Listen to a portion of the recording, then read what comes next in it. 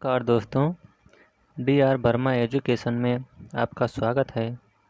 आज हम तुलनात्मक राजनीति के अंतर्गत नया चैप्टर लेकर आए हैं जिसका नाम है दबाव समूह, जो कि PGT, GIC, LT, net, JRF आदि परीक्षाओं के लिए अति महत्वपूर्ण होने वाला है। तो चलिए शुरू करते हैं। दबाव समूह। राजनीतिक दलों की भांति दबाव समूह भी प्रायः सभी प्रकार की राजनीतिक व्यवस्था में पाए जाते हैं, लेकिन लोकतंत्रात्मक व्यवस्था के लिए अपरिहार्य है। समूह का विचार सर्वप्रथम 1908 में आर्थर बेंटले ने अपनी पुस्तक द प्रोसेस ऑफ गवर्नमेंट में दिया। डेविड ट्रूमैन ने अपनी पुस्तक गवर्नमेंटल प्रोसेस में उस पर सुधार किया। तब से दबाव समूह अध्ययन महत्वपूर्ण हो गया। B.O.K. जूनियर के ग्रंथ पार्टीज एंड प्रेशर ग्रुप्स का भी इस दिशा में ऐतिहासिक योगदान रहा। प्रोफेसर फाइनर ने दबाव समूहों को अज्ञात साम्राज्यवाद की संज्ञा दी। उन्होंने इसे सिंहासन के पीछे की शक्ति तथा तृतीय सदन तक संज्ञा दे डाली। दबाव समूह ऐसे व्यक्तियों से मिलकर बने औपचारिक व अनौपचारिक संगठन होते हैं जो स्वयं चुनाव लड़कर सत्ता प्राप्त की इच्छा नहीं रखते, लेकिन विभिन्न राजनीतिक दलों को चुनाव लड़ाकर सत्ता में भेजते हैं, और प्रायः जब वे सत्ता में पहुंच जाते हैं तो ये अपने लोगों के हितों को प्राप्त करने के लिए सत्ता पर दबाव बनाते हैं। इसके लिए वह संवैधानिक व असंवैधानिक दोनों साधन का प्रयोग करते हैं। अतः दबाव समूह अप्रत्यक्ष रूप से राजनीति से जुड़े होते हैं। इनका मुख्य उद्देश्य राजनीतिक गतिविधियों को अपने प्रभाव के बल पर प्रभावित करना होता है।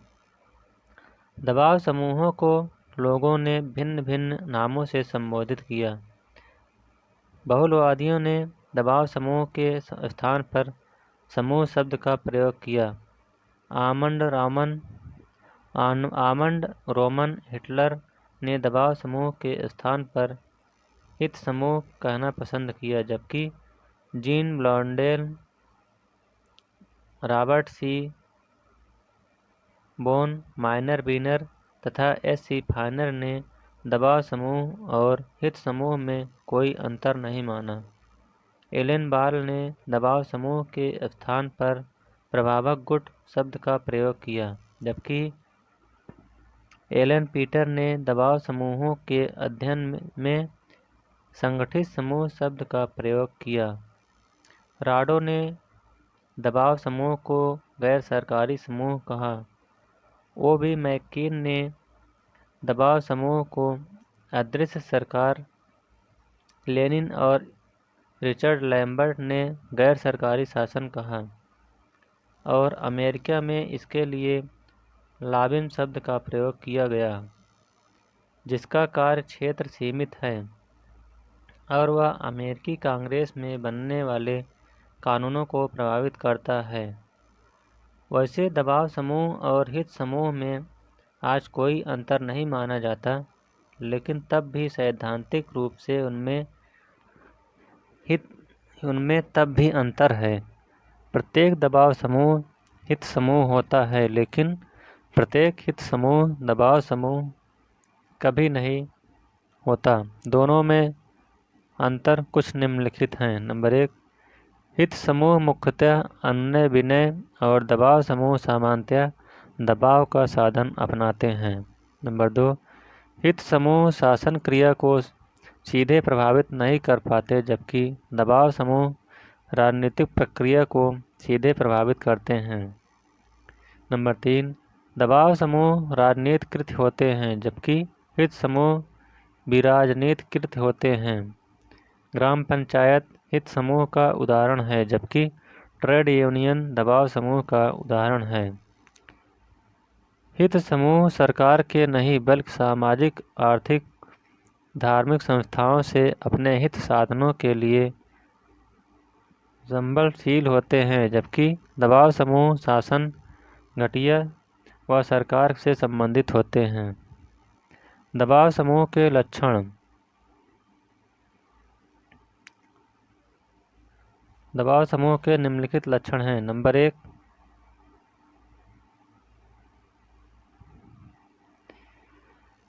यह संवैधानिक एवं असंवैधानिक दोनों साधनों का प्रयोग करते हैं।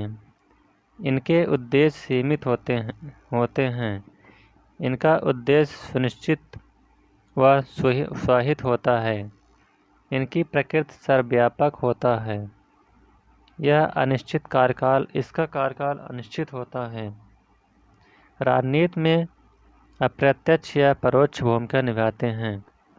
ये स्वयं चुनाव लड़कर सत्ता प्राप्त की इच्छा नहीं रखते, बल्कि राजनीतिक दलों की चुनाव में सहायता करके उनकी सत्ता प्राप्ति में मदद करते हैं। इनकी सदस्यता ऐच्छिक होती है और ये एक समय में व्यक्ति कई दबाव समूहों का सदस्य हो सकता है। राजनीतिक दल व दबाव समूह में अंतर। नंबर 1, राजनीतिक दल केवल औपचारिक संगठन है, जबकि दबाव समूह औपचारिक व अनौपचारिक दोनों प्रकार के संगठन हैं। नंबर 2, राजनीतिक दल केवल संवैधानिक साधनों का ही प्रयोग कर सकते हैं, जबकि दबाव समूह संवैधानिक व असंवैधानिक दोनों साधन का प्रयोग कर सकते हैं। नंबर 3, राजनीतिक दलों का उद्देश्य चुनाव लड़कर सत्ता की प्राप्ति है, जबकि दबाव समूह के साथ ऐसी बात नहीं है। नंबर 4, राजनीतिक दल केवल क्षेत्रीय या राष्ट्रीय हो सकते हैं, जबकि दबाव समूह ग्रामीण स्तर से लेकर अंतर्राष्ट्रीय स्तर तक विकसित हो सकते हैं। नंबर 5, एक समय में व्यक्ति एक ही राजनीतिक दल का सदस्य हो सकता है, जबकि एक समय में व्यक्ति कई दबाव समूह का सदस्य हो सकता है। नंबर 6, राजनीतिक दलों का कार्य क्षेत्र व्यापक होता है, जबकि दबाव समूह का कार्य क्षेत्र सीमित होता है। दबाव समूह पर आधारित कुछ कथन। BOK, ये शब्द ऐसे बदमाश लाजीवाद तस्वीर मानस पटल पर उभरते हैं जो सदाचारी विधायक को जनहित में अपने विवेकानुसार आचरण नहीं करने देता और उसे पथभ्रष्ट करने के हथकंडे इस्तेमाल करता रहता है। माइनर बीनर के अनुसार हित अथवा दबाव समूह वह ऐच्छिक समूह हैं जो प्रशासकीय ढांचे के बाहर हो और जो सरकारी कर्मचारियों के नामांकन अथवा नियुक्ति, सार्वजनिक नीतियों को अपनाए जाने, उनके प्रशासन और निर्वाचन को प्रभावित करने का प्रयास करते हैं। H. जिगलर ने अपनी पुस्तक इंटरेस्ट ग्रुप इन सोसाइटी में लिखा है कि ऐसे संगठित समूह जो अपने उद्देश्यों को औपचारिक ढंग से सरकारी पदों पर नियुक्त करने की कोशिश किए बिना सरकारी निर्णयों के संदर्भ को प्रभावित करना चाहते हैं। प्रोफेसर जौहरी ने दबाव समूह राजनीति के साथ लुका छुपी का खेल खेलते हैं। ओडीगार्ड के अनुसार एक दबाव समूह ऐसे लोगों का औपचारिक संगठन है जिनके एक अथवा अधिक सामान्य उद्देश्य एवं स्वार्थपूर्ण और घटनाओं के क्रम को विशेष रूप से सार्वजनिक नीति के निर्माण और शासन को इसलिए प्रभावित करने का प्रयत्न करें कि वह अपने हितों की रक्षा एवं वृद्धि कर सकें। हरमन फाइनर के अनुसार जहां सिद्धांत और संगठन में राजनीतिक दल कमजोर होंगे वहां दबाव समूह पनपेंगे। जहां दबाव समूह शक्तिशाली होगा वहां राजनीतिक दल कमजोर और राजनीतिक दल शक्तिशाली होंगे वहां दबाव समूह दबा दिए जाएंगे। रॉबर्ट सी बोन ने लॉबिंग को परिभाषित करते हुए लिखा है कि व्यक्तियों का ऐसा समूह जो व्यवस्थापकों के सदस्यों को अपने अपने समूह के विशेष हितों के अनुरूप मत देने के लिए प्रभावित करने का अभियान चलाता है। एलन बाल के अनुसार अमेरिका में दबाव समूह ऐसे न्यायाधीशों के चुने जाने के लिए प्रयत्नशील रहते हैं, जो बहुधा राजनीतिक रूप से सक्रिय रहे होते हैं। वह टेस्ट केसेज का इस्तेमाल करके और न्यायाधीशों के कुछ निर्णयों को प्रभावित करने के लिए जन अभियान चलाकर न्यायाधीशों पर दबाव डालने की कोशिश करते हैं। दबाव समूह का वर्गीकरण। दबाव समूह दो प्रकार के हो सकते हैं। नंबर 1 लोकार्थी और नंबर 2 स्वार्थी। गोरक्षा संघ, पर्यावरण बचाओ समिति आदि लोकार्थी दबाव समूह हैं, क्योंकि ये व्यक्ति विशेष हितों के लिए न होकर सबके हित के लिए होते हैं। जबकि विद्यार्थी संघ, व्यापारी संघ व श्रमिक संघ केवल अपने लिए कार्य करते हैं। संगठन की प्रकृति, अस्तित्व की अवधि आदि के आधार पर ये औपचारिक या अनौपचारिक होते हैं, प्राकृतिक या ऐच्छिक हो सकते हैं तथा अल्पकालिक या दीर्घकालिक हो सकते हैं। दबाव समूह के संबंध में ब्लॉन्डेन का वर्गीकरण। ब्लॉन्डेन ने दबाव समूह को सांप्रदायिक और दो संघात्मक भागों में बांटा है। नंबर 1 प्रथागत। ऐसे दबाव समूह जिसमें सामाजिक परंपराओं, रूढ़ियों व रीति रिवाजों की प्रधानता होती है। नंबर 2 संघात्मक। ऐसे दबाव समूह जिसमें एक ही जाति, धर्म या प्रणाली के लोग होते हैं। संघात्मक को भी दो भागों में बांटा जा सकता है। नंबर 1 उत्थानात्मक। ऐसे दबाव समूह जो समाज को उन्नतशील बनाने के लिए बनते हैं, जैसे वन्य जीव संरक्षण संघ। नंबर 2 संरचनात्मक दबाव समूह। ऐसे दबाव समूह जो अपने सदस्यों के विशिष्ट लक्ष्यों की प्राप्ति के लिए बनते हैं, जैसे विद्यार्थी संघ, श्रमिक संघ आदि। ग्रेबियल आमंड के अनुसार दबाव समूह का वर्गीकरण। इन्होंने दबाव समूह को निम्नलिखित 4 श्रेणियों में बांटा है। नंबर 1 संस्थात्मक दबाव समूह। इस प्रकार के दबाव समूह राजनीतिक दलों, विधानमंडलों, सेना, नौकरशाही इत्यादि में सक्रिय रहते हैं। भारत में ऐसे अधिक प्रभावशाली हैं। इनका संगठन सुदृढ़ होता है। ये निर्णय प्रक्रिया के अभिन्न अंग हैं, जैसे कांग्रेस कार्यकारी, मुख्यमंत्री क्लब, नौकरशाही, सेना आदि। C.V. बाम्बरी ने अपनी पुस्तक bureaucracy and politics in India में लिखा है कि यदि राजनीतिक नेतृत्व कमजोर होता है तो नौकरशाही के दबाव में वृद्धि हो जाती है। नंबर 2 समुदायात्मक दबाव समूह। ये हितों की अभिव्यक्ति के विशेषीकृत संघ होते हैं। इनकी मुख्य विशेषता अपने विशिष्ट हितों की पूर्ति करना है। ये अपने आधुनिक परिवेश में भारतीय राजनीति में सक्रिय हैं, जैसे श्रमिक संघ, कृषक संघ, छात्र संघ, कर्मचारी संघ आदि। नंबर 3 असमुदायात्मक दबाव समूह। ये अनौपचारिक रूप से अपने हितों की अभिव्यक्ति करते हैं। इनके संगठित संघ नहीं होते हैं। जाति, धर्म व भाषा पर आधारित जात समूह इसके अंतर्गत आते हैं। भारत जैसे देश में अधिक प्रभावशाली है। इन्हें परंपरावादी दबाव समूह भी कहा जाता है, जैसे विश्व हिंदू परिषद, बजरंग दल, बाबरी मस्जिद एक्शन कमेटी, जमायत-ए-इस्लाम, अखिल भारतीय क्षत्रिय संघ आदि। नंबर 4 प्रदर्शनकारी दबाव समूह।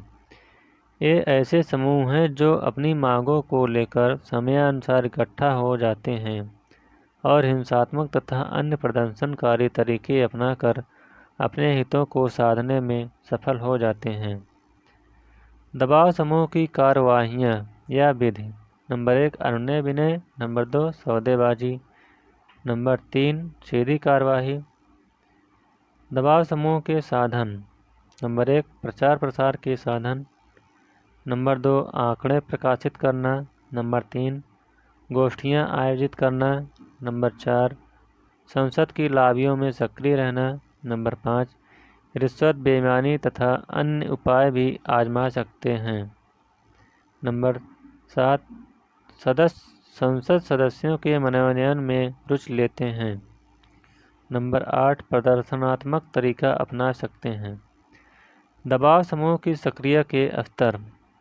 दबाव समूह प्रायः हर स्तर पर सक्रिय दिखाई पड़ते हैं और राज्य व्यवस्था के प्रत्येक क्षेत्र को वह प्रभावित करते हैं। इनकी सक्रियता निम्नलिखित स्तर पर देखी जा सकती है। नंबर 1, कार्यपालिका के स्तर पर सक्रियता। नंबर 2, विधायिका के स्तर पर सक्रियता। नंबर 3, न्यायपालिका के स्तर पर सक्रियता। नंबर 4, प्रशासनिक स्तर पर सक्रियता।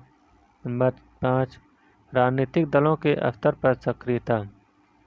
और नंबर 6, निर्वाचन के स्तर पर सक्रियता। संविधानेतर, जिसका संविधान के किसी भी अनुच्छेद में उल्लेख न हो उसे संविधानेतर संस्था कहते हैं। भारत में दबाव समूह का विकास। भारत में दबाव समूह और राजनीतिक दल दोनों संविधानेतर संस्थाएं हैं। भारत में अमेरिका की भांति दबाव समूह विकसित नहीं हो पाए।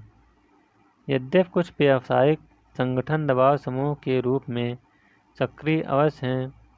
स्वतंत्रता के पूर्व ब्रह्म समाज, धर्म सभा, सत्यशोधक समाज आदि हित समूह समाज के रूप में कार्यरत थे।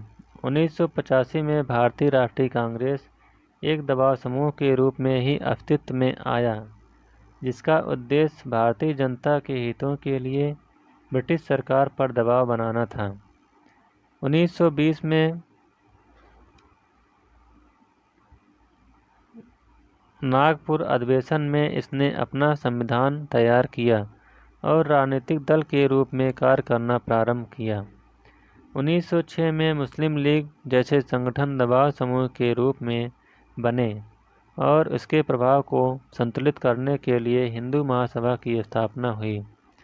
मॉरिस जोन्स ने अपनी पुस्तक the government and politics of India में भारतीय राज्य व्यवस्था या भारतीय संस्कृति की 3 भाषाओं का उल्लेख किया, जिसमें प्रथम और तृतीय भाषा का संबंध दबाव समूहों से है और तृतीय भाषा का परंपरावादी एवं